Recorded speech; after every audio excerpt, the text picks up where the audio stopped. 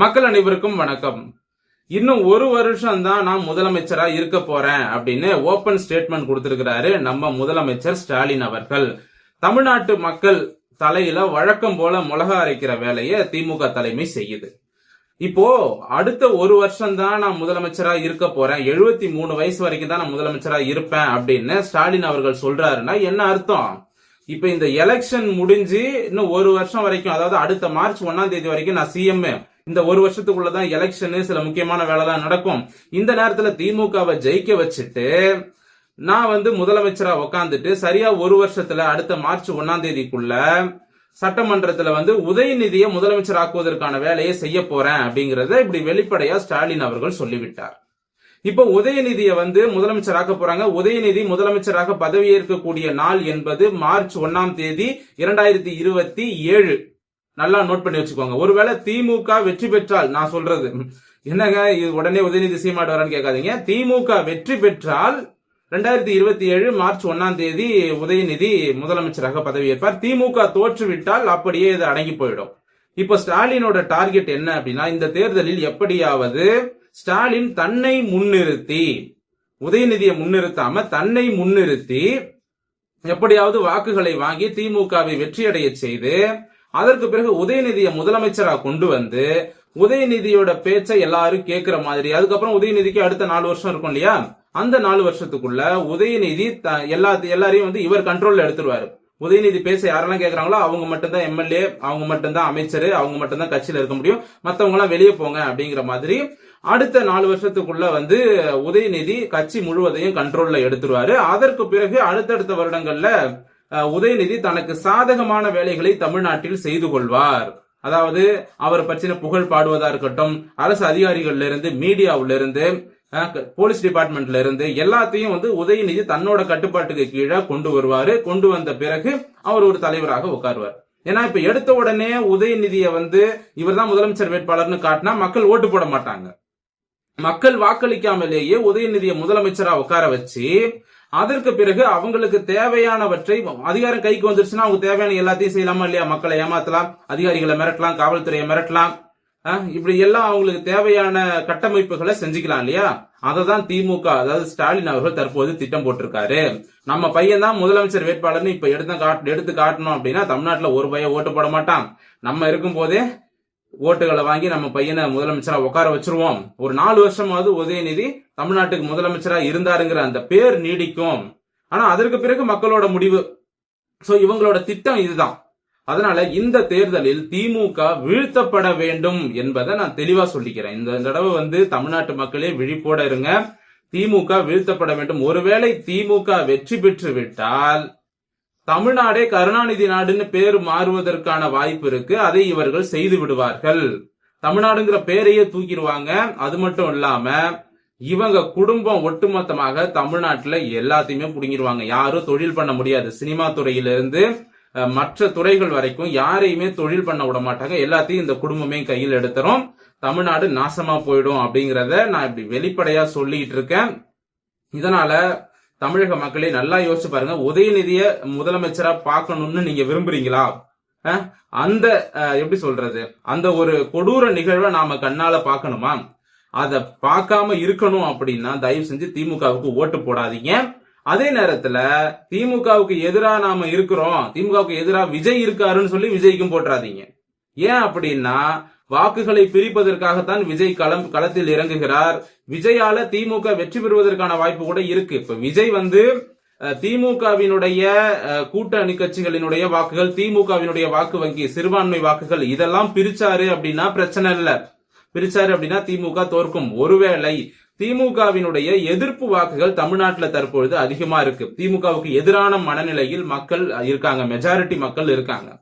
அப்படி அதிகப்படியான மக்கள் திமுகவுக்கு எதிராக இருக்கும் பொழுது அவங்களுடைய வாக்குகள் அப்படியே ஒன்னு சேர்ந்து அதிமுக பாஜக கூட்டணி பக்கம் வந்துச்சு அப்படின்னா திமுக தோற்கும்.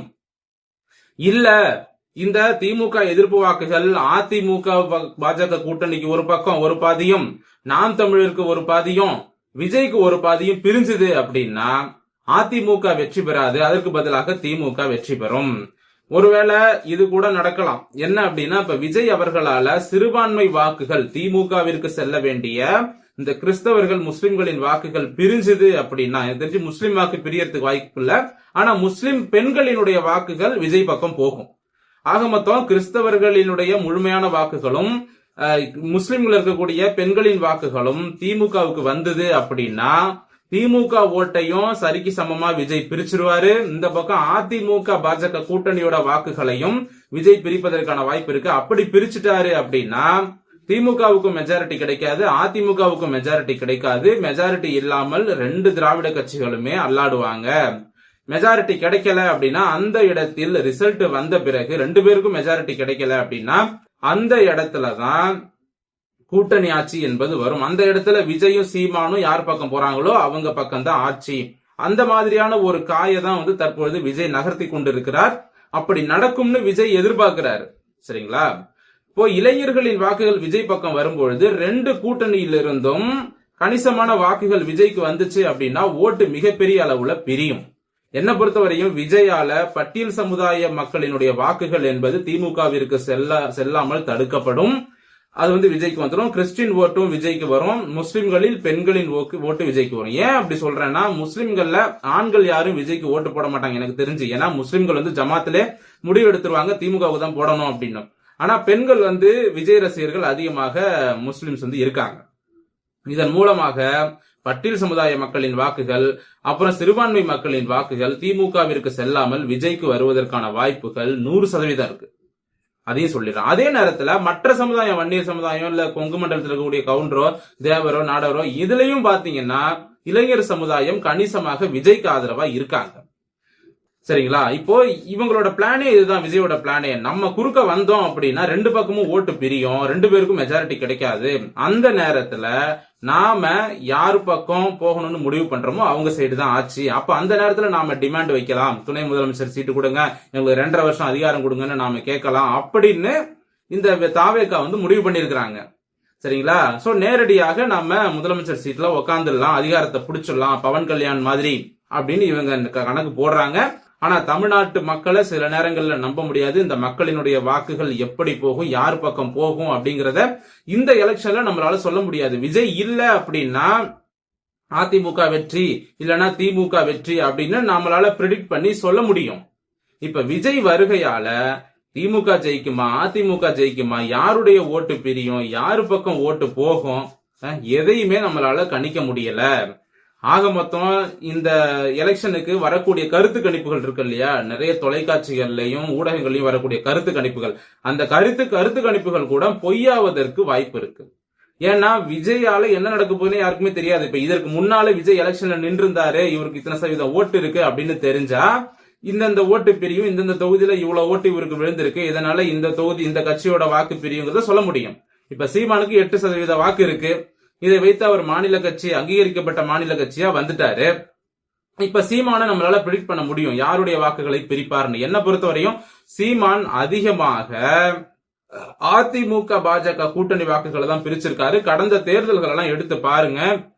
கடந்த நாடாளுமன்ற தேர்தலிலும் சரி, கடந்த சட்டமன்ற தேர்தலிலும் சரி, அதிமுகவினுடைய தோல்விக்கு யார் காரணம் அப்படின்னு நீங்க எடுத்து பாத்தீங்கன்னா அந்த இடத்துல அந்த புள்ளிப்பட்டியல எடுத்து பாருங்க. அதுல சீமான் எந்த இடத்துல எல்லாம் அதிமுக தோத்திருக்கோ அந்த இடத்துல எல்லாம் சீமான் அதிகமாக வாக்குகளை வாங்கி இருப்பார். அதாவது திமுகவினுடைய எதிர்ப்பு வாக்குகள் அப்படியே அதிமுகவுக்கு போகாம தடுக்கப்பட்டு சீமானுக்கு வந்திருக்கும். இப்போ ஒரு இடத்துல 10,000 ஓட்டு வித்தியாசத்துல அதிமுக தோத்திருக்கு அப்படின்னா அந்த இடத்துல சீமான் 15,000 ஓட்டு வாங்கியிருப்பாரு. அப்ப சீமானுக்கு போன அந்த 15,000 ஓட்டுகள், திமுகவினுடைய எதிர்ப்பு ஓட்டுகள் அதிமுகவுக்கு போயிருந்தது அப்படின்னா அதிமுக ஜெயிச்சிருக்கும். ஆக மொத்தம் சீமானால திமுக வெற்றி பெறுவதற்கான வாய்ப்பும் இருக்கு. இப்ப சீமான் மட்டும்தான் இருக்காரு, விஜய் இல்ல, சீமான் மட்டும்தான் இருக்காரு அப்படின்னா நிச்சயமாக திமுக வெற்றி பெறுவதற்கு வாய்ப்பு இருக்கு. இப்ப விஜய் வருகையால நான் என்ன சொல்றேன், சிறுபான்மை ஓட்டுகள் விஜய் பக்கம் வர்றதுனால திமுக தோற்பதற்கும் வாய்ப்பு இருக்கு. அப்படி இல்லைன்னா திமுக அதிமுக ரெண்டு கட்சிக்கும் மெஜாரிட்டி கிடைக்காது. இதற்கான வாய்ப்புகளும் அதிகமா இருக்கு. எதையுமே நம்மளால முன்கூட்டியே கணிக்க முடியல. இந்த தேர்தலில் என்னதான் ரிசல்ட் வரப்போகுதுங்கிறத பார்ப்போம். அதே நேரத்தில் கவனித்துக் கொள்ளுங்கள் மக்களே, உதயநிதி முதலமைச்சராக ஆகிவிடக் கூடாது. ஸ்டாலின் தெளிவா சொல்லியிருக்காரு, 73 வயது வரை முதலமைச்சராக இருந்து மக்களுக்கு சேவை செய்ய ஆசைப்படுகிறேன் அப்படின்னு இப்படி நேரடியாவே சொல்லிட்டாரு. அப்போ சிஎம் ஆனார்னா அடுத்த ஒரு வருஷத்துல இவர் பதவியை ராஜினாமா பண்ணிட்டு பையனை உட்கார வைக்க போறாரு. தயவு செஞ்சு சொல்றேன், உங்களிடம் கையெழுத்து கும்பிட்டு கேட்டுக்கொள்கிறேன், உதயநிதியை முதலமைச்சராக பார்ப்பதற்கு நமக்கு மனம் கிடையாது.